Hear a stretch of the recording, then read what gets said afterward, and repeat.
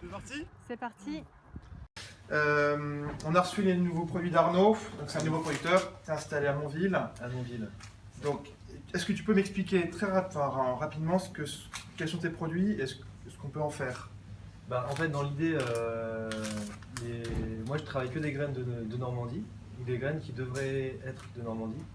C'est-à-dire qu'on a plein de filières qui ont disparu en Normandie, par exemple des choses toutes bêtes comme la noisette, on n'en trouve plus.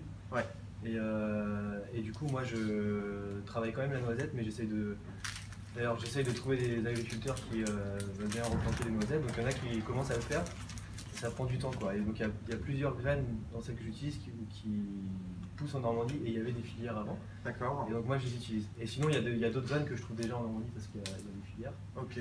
Et voilà. Donc en fait dans l'idée, c'est j'utilise des techniques artisanales, donc de torréfaction, Ouais. des choses qui peuvent venir d'ailleurs parce que j'ai pas mal voyagé, mais aussi des techniques que j'ai remis un peu au bout du jour. D'accord. Et donc je transforme les graines et les céréales et l'idée c'est de développer des alternatives à des produits standardisés Ce qu'on trouve dans la grande. Ouais, c'est ça. Donc en fait ça c'est des graines apéro qui sont torréfiées là au vinaigre de cidre à la levure de bière avec un petit peu de sel de Guérande et du coup ça c'est l'alternative aux cacahuètes.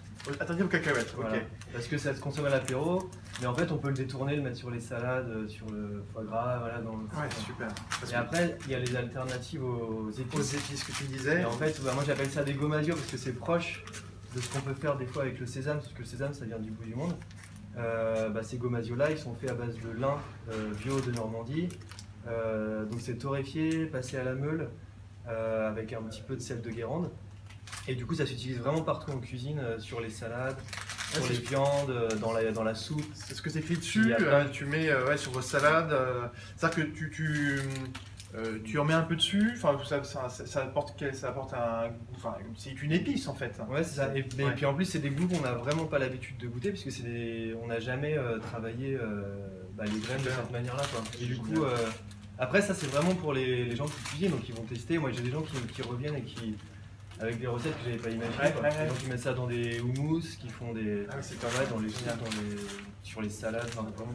Donc il y a lin naturel, lin ortie, tournesol. Ok. Donc, Et voilà. Et puis après il y a d'autres produits qui arrivent parce que du coup il y a pas mal de choses à faire. déjà avec ça, en fait, ça va nous permettre de le proposer aux clients, qu'ils essayent, qu'ils nous fassent des retours éventuellement, et on te les remontera.